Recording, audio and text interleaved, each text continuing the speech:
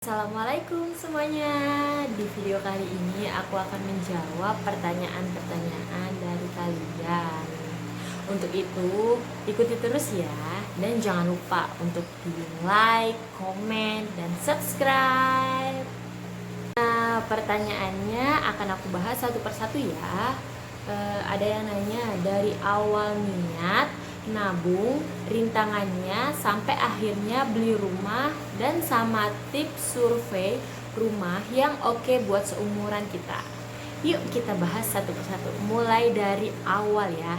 Niat. Benar, untuk membeli segala sesuatunya harus diniatkan dahulu. Aku niat membeli sebuah rumah itu sejak zaman sekolah dulu, karena aku punya impian, pengen deh punya rumah sendiri, pengen deh punya tempat tinggal sendiri nanti kalau udah menikah, jadi nggak tinggal sama mertua atau sama orang tua, jadi kita mandiri seperti itu.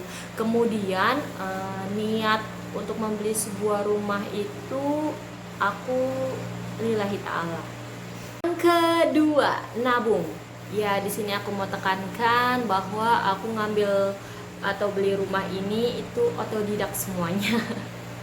Jadi nggak pakai nabung klub.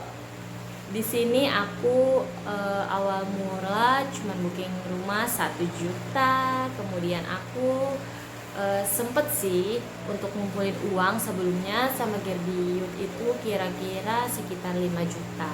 Jadi cukuplah untuk beli sebuah rumah. Kemudian rumahku kan di pinggir ada hubnya ya, jadi bayar lagi 4 juta rupiah, jadi all in itu 5 juta. Yang ketiga adalah rintangan sampai akhirnya bisa memiliki sebuah rumah. Rintangannya itu banyak ya, karena aku harus menyelesaikan kuliahku terlebih dahulu. Setelah kuliahku selesai dan beres dan tidak ada cicilan sana sini, akhirnya aku memutuskan untuk membeli sebuah rumah sama Gerdi berdua. Kemudian bisa sampai membeli rumah ini ya, awal aku nge-share siapa yang punya kenalan rumah gitu, baik di WA atau Instagram, karena aku emang bener-bener niat mau beli rumah sama Gerdi. Kemudian setelah itu ada salah satu temanku namanya Ina yang merekomendasikan beli rumah di sini karena mamanya juga ambil rumah di LBS gitu. Setelah itu aku cerita ke mamahku untuk bagaimana mah kalau aku beli rumah sama Gerdi berdua. Terus temen juga ada yang merekomendasikan beli rumah di LBS ini, dia bilang gitu. Terus kata mamaku, oke, yuk kita survei aja dulu lokasinya, kata mamaku seperti itu. Dan aku akhirnya memutuskan, aku, Gerdi, dan mamaku bertiga kita naik KRL, kereta api, untuk survei rumahnya karena kita belum tahu lokasinya di mana.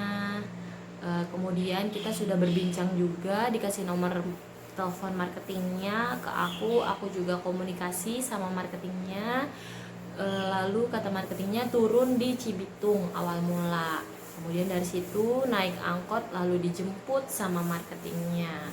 Kita bertiga survei, akhirnya kita melihat rumahnya belum jadi. Awal mula tuh tahun 2018 bulan Oktober, itu masih bener-bener tanah dan gak ada sama sekali bangunan. Awal mula sih aku punya perasaan kayak enak aja gitu di sini, walaupun masih tanah, hatinya tuh udah nyaman di sini gitu. Terus akhirnya setelah kita survei ngelihat set plan-nya, kemudian kita pilih blok. Dari situ kita memutuskan untuk booking 1 juta rupiah saja dan untuk pilih blok. Kemudian Setelah pilih blok, akhirnya kita dapat yang hook. Alhamdulillah. Kata marketingnya, untuk yang hook tersebut harus mengeluarkan uang lagi sebesar 4 juta rupiah sampai akad dan bisa dicicil. Ya sudah, akhirnya kita memutuskan untuk mengokekan. Jadi intinya kalau kita ingin membeli rumah, ya kita harus niat terlebih dahulu, niat lillahi ta'ala, karena beli rumah itu tidak semudah membalikan telapak tangan ya. Harus mempersiapkan segala sesuatunya, terutama BI checkingnya harus bagus, terus tidak punya hutang sana sini. Kemudian kita juga lebih baik mempunyai tabungan terlebih dahulu. Karena kenapa? Karena takutnya ada biaya-biaya yang tidak terduga seperti itu. Dan untuk tips survei rumah, yaitu yang pertama, kita harus menentukan dan melihat lokasinya itu di mana. Kemudian yang kedua, apakah ia memakai DP atau booking fee saja? Itu kita harus tahu. Karena alhamdulillah di perumku cuma booking fee 1 juta saja dan uang hook 4 juta rupiah, seperti itu. Kemudian kita harus melihat developernya. Developernya itu kira-kira benar-benar terjamin, benar-benar bagus, benar-benar terbukti tidak. Karena aku pas beli rumah di sini, developernya itu sudah memiliki perumahan di Cibitung, namanya Logam Bangun Setia 1, dan ini yang kedua. Jadi aku percaya seperti itu. Kemudian kita juga harus melihat lokasinya, apakah strategis atau tidak, apakah ada akses angkot atau tidak, misalnya kayak KRL, angkutan umum, dan lain-lainnya seperti itu. Kemudian kita juga harus tahu nih, kita mau beli rumah apa, rumah subsidi atau komersil. Di video sebelumnya aku sudah menjelaskan perbedaan antara rumah subsidi dan komersil. Setelah itu kita harus menentukan ke depannya mau bagaimana, karena membeli rumah itu kan kita memiliki tujuan ke depan ya. Jadi mau gak mau uang kita harus dipakai untuk angsurannya, untuk mengangsur rumahnya. Jadi kita harus menghemat gitu dari penghasilan kita. Terus pastiin juga rumahnya benar-benar terbangun ya, karena ada beberapa kasus temanku dan teman mamahku gitu ya, beli sebuah rumah tuh misalkan sudah DP, udah masuk uang 5 juta, tetapi rumahnya sampai sekarang belum dibangun. Dan itu harus hati-hati juga, karena pihak developer kalau seperti itu bisa saja kalian dibohongi. Kayak kitanya juga harus pinter untuk mencari tahu secara detail. Kita search dulu nih gitu.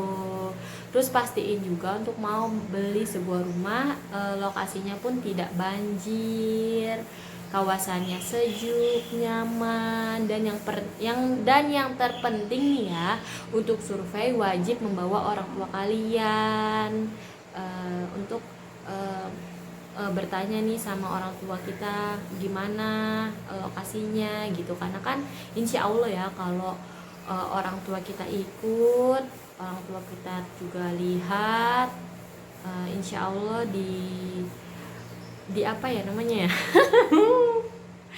ya insya Allah ya inilah dipermudah segala urusannya seperti itu. Kita beli rumah, pastikan lihat budget kita. Sebenarnya sih aku juga pengen beli rumah yang luas, yang besar gitu ya, yang kayak gedung-gedung bertingkat gitu ya. Tapi mau nggak mau kita kan harus sesuaikan dengan isi kantong kita, budget kita, dan kemampuan finansial kita seperti itu. Percuma kita punya rumah gede tapi kita tidak sanggup untuk mencicilnya.